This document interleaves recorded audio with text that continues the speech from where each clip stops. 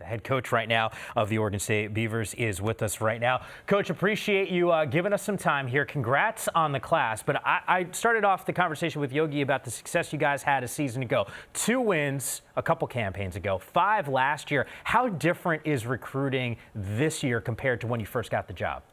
Yeah, there's no question that winning helps in recruiting. And I think we did show that we're headed in a good direction. Being more competitive, winning some close games and then losing some close games, but showing progress from year 1 to year 2 and being able to sell that message to recruits and their families definitely help, and we felt it in this class.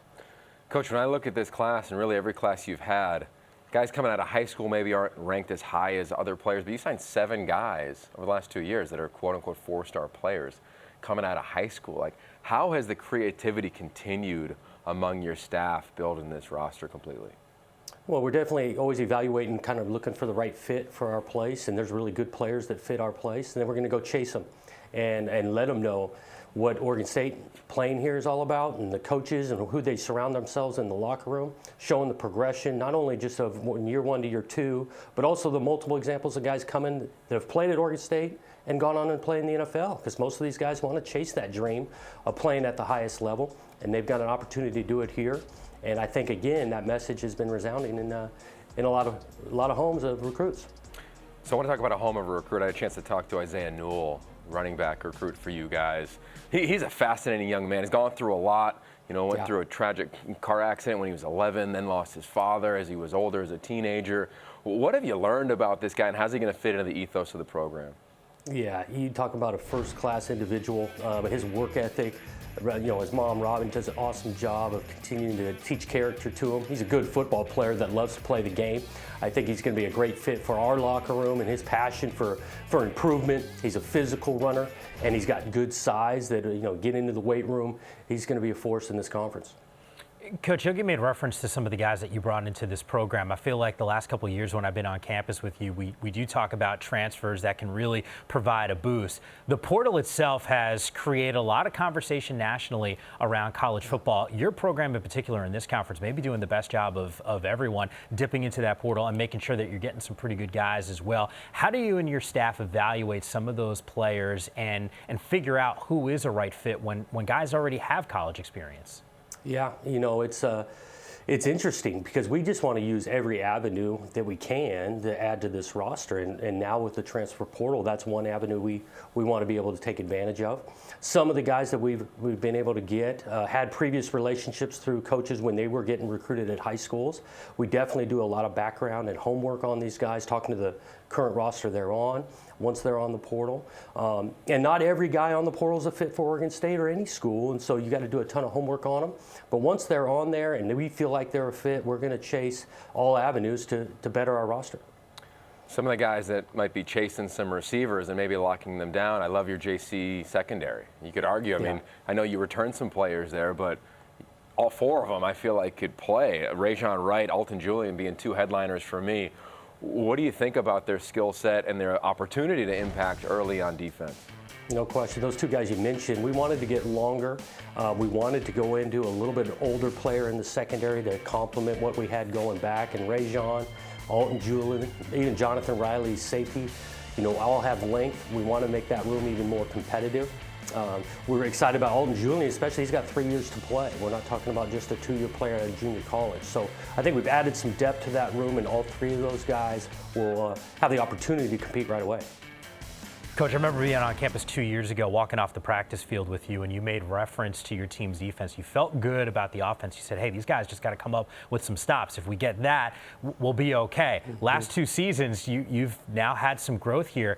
Yogi just asked you about the secondary. Just big picture this for me. Your team's defense right now, how confident do you feel like there's another big-time jump based off of what we saw last year? Yeah, I am confident that we need to make that jump. We do got a lot of players, especially up front, defensively coming back.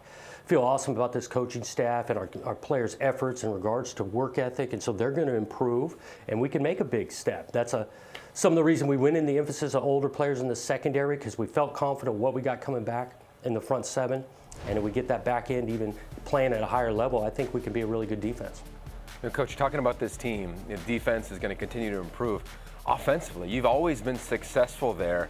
Within the current roster you have now, I'm curious about Jamar Jefferson. I mean, this is a guy who was a freshman All-American, banged up a little bit last year. How's his offseason been? What's the status of his health?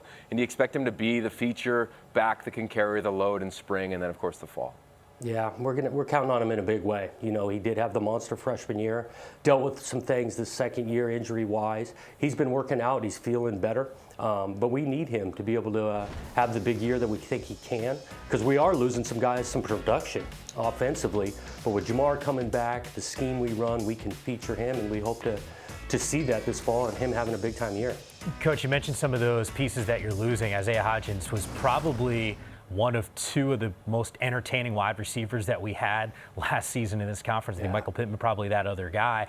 You lose him. In terms of the replacement, playmakers on the outside, I mean, Oregon State's had a pretty good tradition of having some good wide receivers. Who's that next wave? Yeah, you know, we're going to count on the group kind of competing for that in the spring, and we've got some guys that have played. Trayvon Bradford gets his an additional year, redshirts last year. He'll be counted on big. Tyjon Lindsey, Colby Taylor, Josiah Irish needs to again take a step, and so we've got a group in there that we feel good about.